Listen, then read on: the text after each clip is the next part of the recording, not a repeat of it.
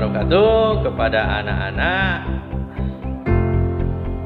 jangan lupa sebelum belajar olahraga, like dan subscribe channel Bapak Sumardi Bugis untuk memudahkan kalian belajar dan tidak ketinggalan materi video-video lainnya, ya. Jangan lupa like dan subscribe. Yang sudah like dan subscribe, Bapak ucapkan terima kasih. Semoga video-video pembelajaran materi olahraga Bapak ini bisa bermanfaat untuk kita semua. Oke, silakan ikuti materi-materi olahraga selanjutnya. Terima kasih. Assalamualaikum warahmatullahi wabarakatuh. Hari ini kita akan belajar tentang atletik, yaitu nomor lompat jauh. Sejarah lompat jauh. Sejarah lompat jauh bermula sejak 13 abad silam, yang mana olahraga ini diikutsertakan pada Olimpiade kuno di Yunani pada tahun 708 Masehi. Menurut catatan sejarah, saat itu lompat jauh pernah dijalankan peserta Sparta yang panjang lompatannya mendapatkan hingga 7,9 meter. Pengertian lompat jauh. Lompat jauh adalah jenis olahraga atletik yang membutuhkan kecepatan, ketangkasan, dan kekuatan. Seorang atlet untuk melompat sejauh mungkin dari titik lepas landas atau garis lompat, kemudian melayang di udara dan mendarat sejauh-jauhnya dalam bak pasir. Itu adalah pengertian lompat jauh.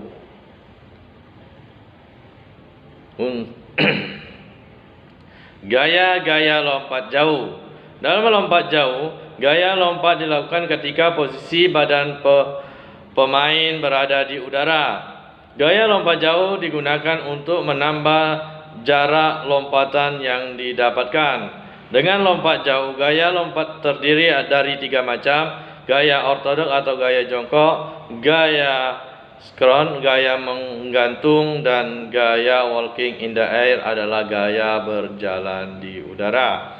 Itulah 3 gaya dalam lompat jauh yang kita pelajari. Ini adalah gaya jongkok. Dalam berlompat-lompat jauh, gaya ini merupakan gaya yang sering dilakukan oleh para atlet. Gaya ini diawali dengan gerakan cepat atau berlari untuk mendapatkan kecepatan yang maksimal. Ini adalah gaya jongkok. Bisa diperhatikan dan dilihat.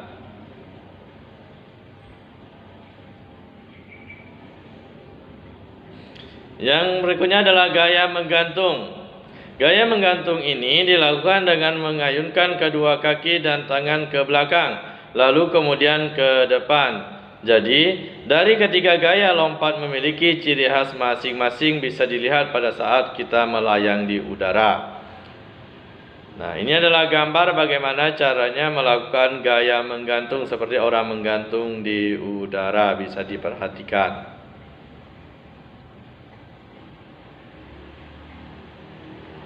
Berikutnya, gaya berjalan di udara. Gaya berjalan di udara atau bisa disebut dengan walking in the air. Gaya ini merupakan gaya yang sulit untuk dilakukan karena gaya ini memerlukan tuning yang tepat untuk keseimbangan tubuh yang baik. Itu adalah bagaimana cara melakukan gaya berjalan di udara. Gaya yang paling sulit untuk dilakukan dalam lompat jauh. Dan memerlukan 10 langkah ke depan, kemudian melakukan ancang-ancang, melompat, menambah kecepatan saat akan melakukan tolakan di papan tumpu. Seperti pada gambar di samping ini. Ini adalah cara menggambar cara melakukan gaya berjalan di udara atau walking in the air. Bisa diperhatikan dan dilihat. Berikutnya adalah gerak spesifik lompat jauh.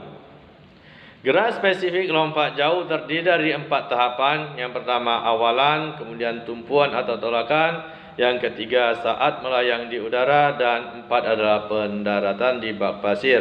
Inilah 4 spesifik lompat jauh atau step demi step. Yang kita bahas pertama adalah awalan. Gerakan lompat jauh dimulai dengan awalan atau ancang-ancang. Melakukan awalan atau ancang-ancang dengan lari secepatnya hingga melakukan tumpuan dalam lompat atau papan tumpu. Itu adalah melakukan awalan lompat jauh, melakukan ancang-ancang sehingga kita berlari secepat mungkin. Seperti pada gambar di samping ini adalah contoh awalan dalam melakukan lompat jauh, melakukan lari. Berikutnya adalah tujuan melakukan awalan adalah merangsang kecepatan berlari pada waktu akan melompat, tidak mengubah langkah pada waktu akan melompat, kemudian menghasilkan daya dorong ke depan sehingga lompatan yang dihasilkan dapat sejauh mungkin. Itulah tujuan melakukan awalan dalam lompat jauh. Nah, seperti pada gambar di samping ini adalah gambar bagaimana seseorang melakukan awalan dalam lompat jauh, yaitu berlari secepat mungkin dan tidak mengubah langkah. Berikutnya adalah tumpuan atau tolakan. Gerakan tolakan atau tumpuan pada lompat jauh merupakan salah satu faktor penentu keberhasilan lompat jauh. Oleh karena itu, agar mendapat hasil lompatan yang semaksimal mungkin, tolakan atau tumpuan harus dilakukan dengan sebaik-baiknya.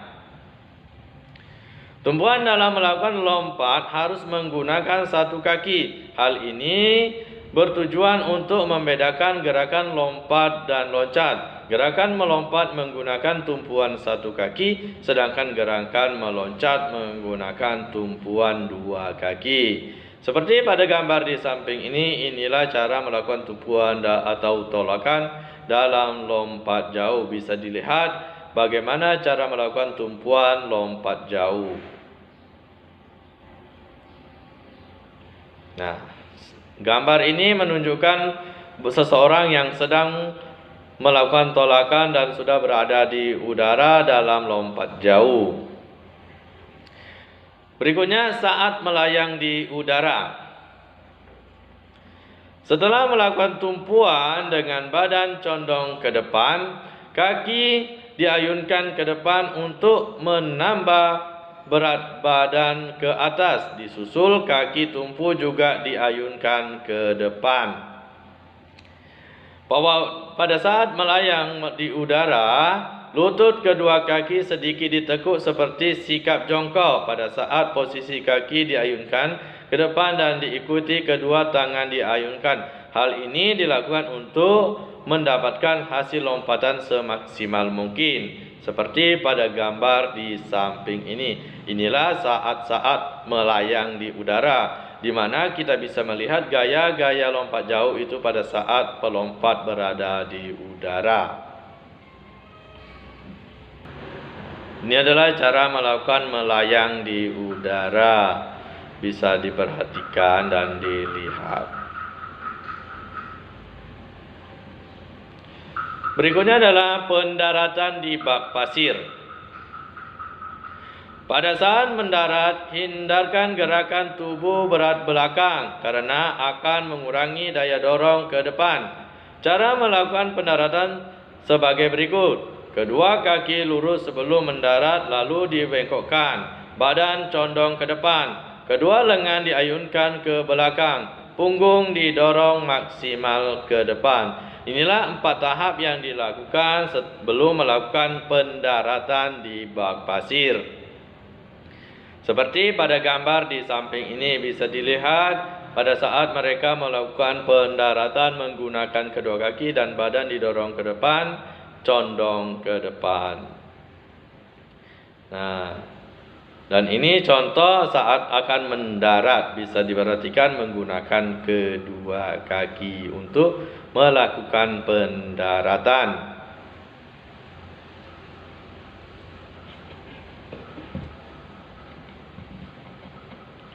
Ukuran lapangan lompat jauh.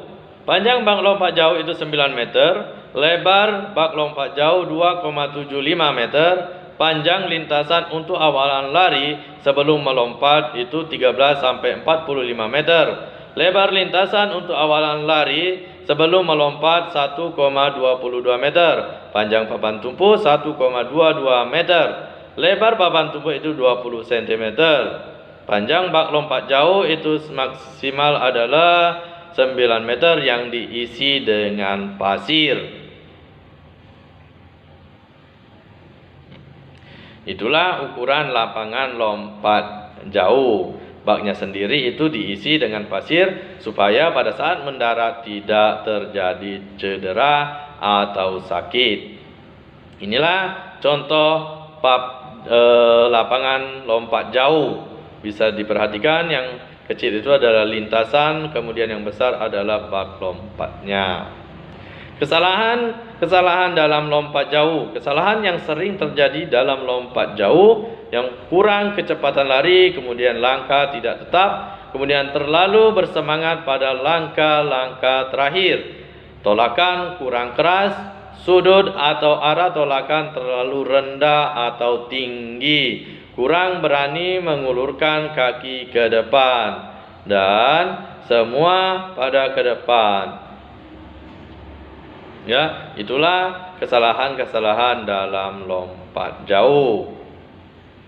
Hindari mendarat dengan pantat, ya, karena lompat jauh ini diukur adalah sejauh mungkin. Kalau pinggul yang mendarat, maka pinggul yang akan diukur.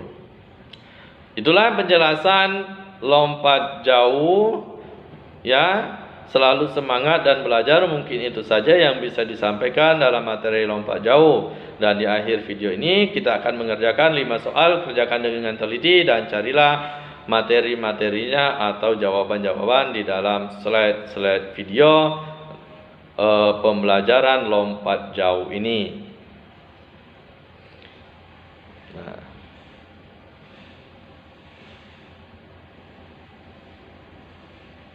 Oke.